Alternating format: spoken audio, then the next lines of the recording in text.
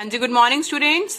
बेटा last time हमने हमारा जो फर्स्ट चैप्टर है कम्युनिकेशन स्किल्स है ना, कम्युनिकेशन स्किल्स कर रहे हैं ना हम, तो उसमें हमने सेशन नंबर 4 जो हमारा था पर्सपेक्टिव इन कम्युनिकेशन, वो हमने किया था कि जब हम कम्युनिकेट करते हैं तो उसमें कौन कौन से पर्सपेक्टिव्स जो हैं वो होते हैं, है ना। तो उसके बारे में हमने एक डायग्राम भी रीड किया था कि डायग्राम उस पर कैसे बनाते हैं, और आपको मैंने वर्कशीट भी दी थी और आपने बहुत अच्छे से मुझे करके दी है। अब हम करेंगे आज बेटा सेशन नंबर 5 जिसमें है राइटिंग स्किल्स, कि जब आप लिखते हो, ठीक है, कम्युनिकेशन तो कई तरह की होती है, रिटन भी होती है, वर्बल भी होती है ना। तो हमने राइटिंग स्किल्स जो अपनी कैसे इम्प्रूव करनी है उसके बारे में हम देखते हैं कि जब हम कम्युनिकेट करते हैं रिटन में तो उसमें हम किन किन चीजों का ध्यान रखते हैं, ठीक है, कौन कौन सी चीजें ऐसी होती हैं जो हमें प्रॉपर रिटन मैसेज कन्वे नहीं करती, ठीक है। तो सबसे पहले है फ्रेजेस जो आपके होते हैं। A phrase is a group of words. Phrase क्या होता है? वर्ड्स का ग्रुप होता है that stands together as a single grammatical unit, जो एक साथ हमें दिखाई देता है just like a single grammatical unit. Okay, typically as a part of clause, जो एक किसका पार्ट होता है? क्लोज का पार्ट होता है, और अ सेंटेंस, ठीक है। मतलब फ्रेज क्या है? एक क्लोज का और सेंटेंस का पार्ट है, that is just like a grammatical unit, एक सिंगल ग्रामेटिकल यूनिट।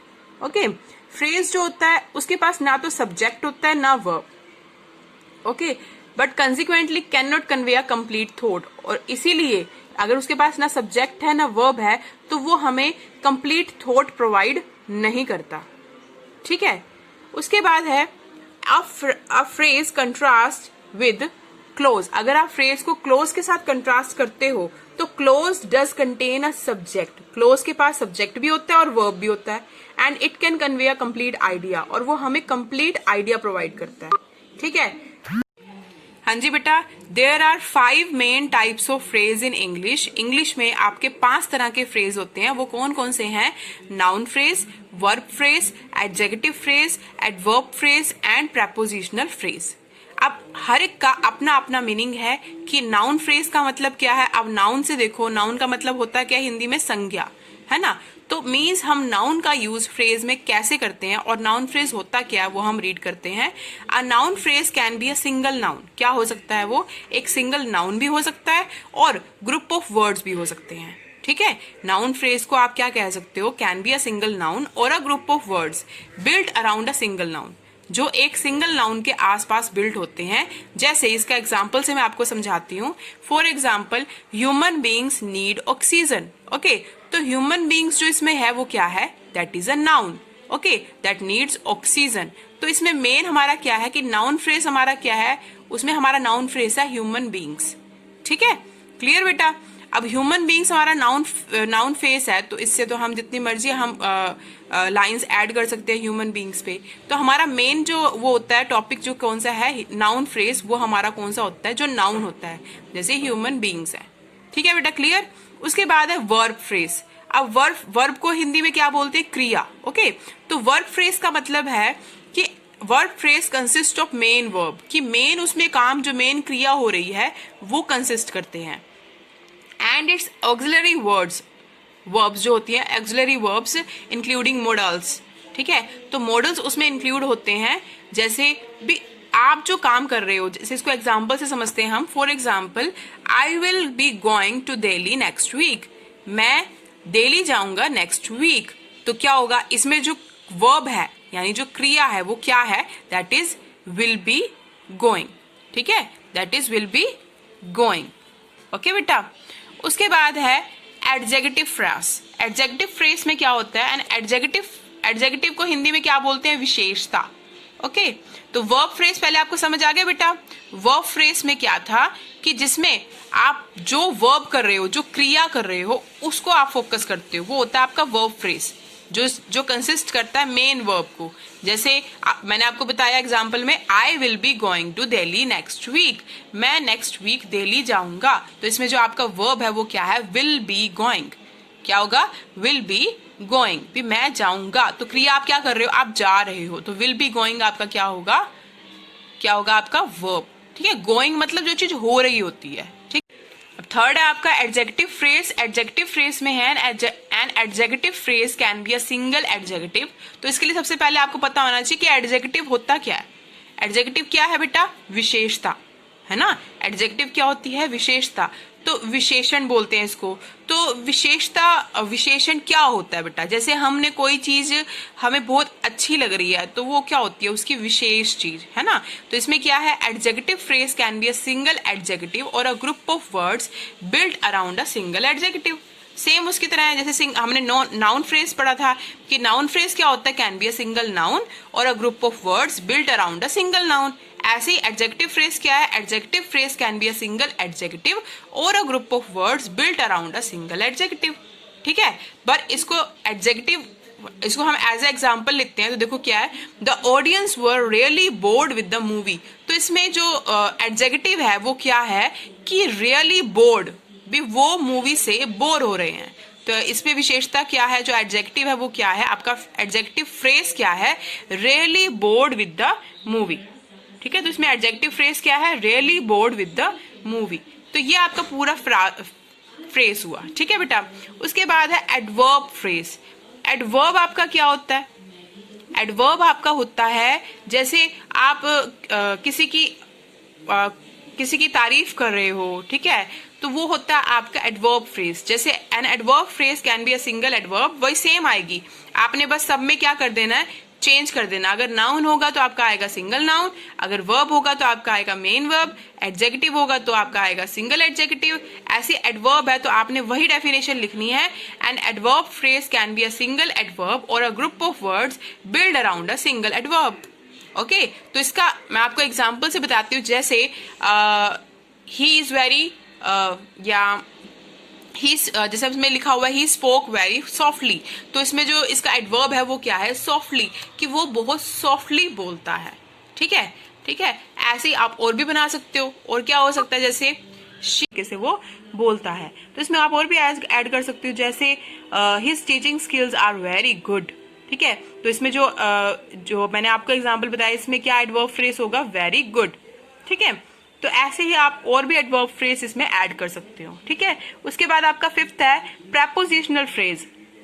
अब प्रेपोजिशन का मतलब क्या होता है? आपने पढ़े हैं ना प्रेपोजिशंस, कौन से होते हैं प्रेपोजिशंस? उसमें होता है फॉर का यूज कैसे होता है, ऑफ का यूज कैसे होता है ना, दीज आर द प्रेपोजिशंस। तो उसमें प्रेपोजिशनल फ्रेज का मतलब होता है, इसमें वही आ जाएगा। आप prepositional phrase consist of a preposition followed by its object. ठीक है, जो एक ऑब्जेक्ट फॉलो करता है उसे बोलते हैं प्रेपोजिशन। अब जैसे इन्होंने एग्जांपल लिया है, for example they were arguing for a ball, वो एक बॉल के लिए आर्ग्यू कर रहे थे। ठीक है, तो इसमें क्या होगा? इसमें प्रेपोजिशन क्या है? For a ball. प्रेपोजिशन तो फॉर है, पर फॉर अ बॉल पूरा क्या हो गया? Phrase, prepositional phrase. ठीक है, और ये किसको फॉलो कर रहे हैं? ऑब्जेक्ट को। तो ऑब्जेक्ट इसमें क्या है? बॉल। ठीक है, तो जब प्रेपोजिशनल फ्रेज का मतलब होता है कि जब प्रेपोजिशनल फ्रेज प्रेपोजिशन को कंसिस्ट करता है पर फॉलो किसको करता है? ऑब्जेक्ट को, बाय इट्स ऑब्जेक्ट। तो इसका मतलब फॉर अ बॉल, फॉर तो इसका प्रेपोजिशन और बॉल इसका क्या हुआ? ऑब्जेक्ट। ठीक है बेटा, क्लियर? अब आपको ये सारे फ्रेजेस समझ में आ गए। अब उसके बाद हम नेक्स्ट करेंगे सेंटेंस। सेंटेंस तो बहुत सिंपल है, आपको पता ही है सेंटेंस क्या होता है। अ sentence is a collection of word that convey sense और मीनिंग, है ना। सेंटेंस क्या है? सेंटेंस एक ऐसी चीज होती, ऐसे वर्ड्स की कलेक्शन है जो हमें किसी भी मैसेज की सेंस प्रोवाइड करती है, मीनिंग प्रोवाइड करती है, and is formed according to the logic of grammar, और पूरी ग्रामर के लॉजिक के साथ वो हमें प्रोवाइड होता है। अ sentence is made up of subject. Sentence में क्या क्या होता है? सब्जेक्ट भी होता है, वर्ब भी होता है और ऑब्जेक्ट भी होता है। In a sentence subject comes first. Sentence में सबसे पहले क्या आता है? सब्जेक्ट, उसके बाद क्या आता है? वर्ब, और उसके बाद थर्ड नंबर पे क्या होता है? ऑब्जेक्ट, है ना। तो ये आपकी है सेंटेंस की डेफिनेशन। सेंटेंस क्या होता है? Sentence is the collection of words that convey sense और meaning and is formed according to the logic of grammar, और वो फॉर्म होता है with to the logic of grammar, पूरे ग्रामर के लॉजिक के साथ फॉर्म होता है।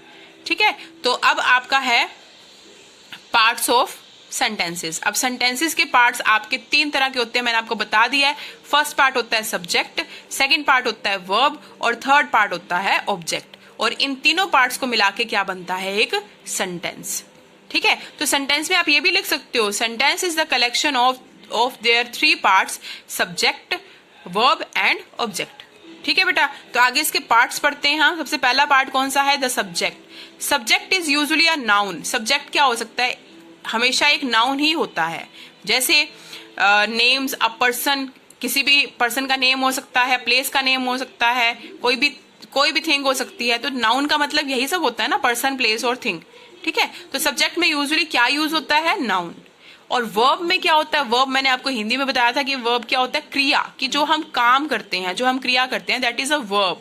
ओके, तो सेकंड नंबर पे वर्ब है। The verb usually follows the subject. Verb हमेशा किसको फॉलो करता है? सब्जेक्ट को। कि सब्जेक्ट में अगर किसी पर्सन का नेम है तो पर्सन कोई वर्ब कर रहा है, पर्सन कोई क्रिया कर रहा है। अगर वहां पे कोई प्लेस का नेम है तो प्लेस की जगह, मतलब प्लेस की अकॉर्डिंग वर्ब आती है ना। तो किसको फॉलो कर रहा है? वो सब्जेक्ट को। एंड आइडेंटिफाइज एन एक्शन और अ स्टेट ऑफ बीइंग। उसी के अकॉर्डिंग वो अपना एक्शन परफॉर्म करता है, आइडेंटिफाई करता है, एंड स्टेट ऑफ बीइंग। ठीक है, तो उस मेन किसके ऊपर फॉलो करता है? वर्ब फॉलो किसको करता है? सब्जेक्ट को। उसके बाद होता है थर्ड पार्ट, ऑब्जेक्ट। ऑब्जेक्ट क्या होता है? ऑब्जेक्ट रिसीव करता है एक्शन किससे? वर्ब से। और किसको फॉलो करता है? वर्ब को। ठीक है बेटा, अब आपको इसको सेंटेंस के थ्री पार्ट समझ में आ गए कौन कौन से होते हैं? सब्जेक्ट, सेंटेंस के थ्री पार्ट, सब्जेक्ट, वर्ब और ऑब्जेक्ट। ठीक है, आगे हम पढ़ेंगे कि सेंटेंसेस की टाइप्स कौन कौन सी होती हैं। सेंटेंसेस की टाइप्स आपकी दो तरीके से होती है। सबसे पहले अकॉर्डिंग टू वॉइस और दूसरा होता है अकॉर्डिंग टू पर्पस। सबसे पहले हम पढ़ेंगे अकॉर्डिंग टू वॉइस। तो वॉइस के अकॉर्डिंग आपके सेंटेंसेस की टाइप्स होती हैं एक्टिव वॉइस और पैसिव वॉइस। ठीक है, आप इंग्लिश में भी करते हो ना एक्टिव वॉइस और पैसिव वॉइस। तो ये क्या होती है? ये सेंटेंसेस की टाइप्स होती हैं अकॉर्डिंग टू द वॉइस। ठीक है, तो एक्टिव वॉइस पढ़ते हैं। When a subject is directly acting on the object. जब हमारा जो सब्जेक्ट है, जो नाउन होता है, वो डायरेक्टली एक्ट करता है on the object, the sentence is said to be in active voice. For example से देखो इसको क्या होएगा? Seema can do paragliding. ठीक है, तो सीमा क्या करती है? Seema can do paragliding. तो इसमें जो सब्जेक्ट है वो एक्ट कर रहा है। सब्जेक्ट क्या एक्ट कर रहा है? पैराग्लाइडिंग। तो इसीलिए जब सब्जेक्ट एक्ट करता है तो उसे बोलते हैं एक्टिव वॉइस। ठीक है, और पैसिव वॉइस में देखो, when the object is acted upon by the object. इसमें जब ऑब्जेक्ट एक्ट करता है बाय द सब्जेक्ट तो उसे हम बोलते हैं passive voice. For example, paragliding can be done by the Seema. तो अब इसमें देखो, एक्टिव वॉइस में जो ऑब्जेक्ट था पैराग्लाइडिंग, वो अब यहाँ पे आके क्या बन गया? सब्जेक्ट। ठीक है, तो paragliding can be done by Seema. तो इसमें यही था ना पैसिव में, कि जब ऑब्जेक्ट एक्ट करता है अपॉन द सब्जेक्ट और जो आपका सेंटेंस होता है वो एक्टिव से चेंज होके पैसिव बन जाता है ना। ऑब्जेक्ट क्या बन जाता है? सब्जेक्ट। सब्जेक्ट क्या बन जाता है? ऑब्जेक्ट। तो उसे बोलते हैं आप पैसिव वॉइस, है ना। तो देखो, सीमा कैन डू पैराग्लाइडिंग, वो आपका एक्टिव वॉइस था, और जब ये बन गया paragliding can be done by Seema, तो वो क्या बन गया? Passive voice. ठीक है बेटा, उसके बाद आपका है types of sentences according to their purpose. Purpose के अकॉर्डिंग सेंटेंसेस के टाइप्स कौन कौन से होते हैं? पर्पस के अकॉर्डिंग आपके सेंटेंसेस के टाइप 4 तरह के होते हैं। 4 मेन टाइप्स होती हैं इसकी। कौन कौन सी है? डेकोरेटिव, इंटेरोगेटिव, इंपेरेटिव और एक्सक्लामेटरी। एक्सक्लामेटरी कौन से होते हैं? जिसमें क्वेश्चन मार्क होते हैं, है ना। ये देखो, डेक्लरेटिव कौन से होते हैं? That tell something. इंटेरोगेटिव जो आपसे क्वेश्चन पुट करते हैं। और एक्सक्लामेटरी कौन से होते हैं? जो आपको स्ट्रॉन्ग फीलिंग देते हैं। जैसे यहाँ पे लिखा है wow this book is amazing, तो वाओ के बाद क्या आ गया? Exclamatory sign.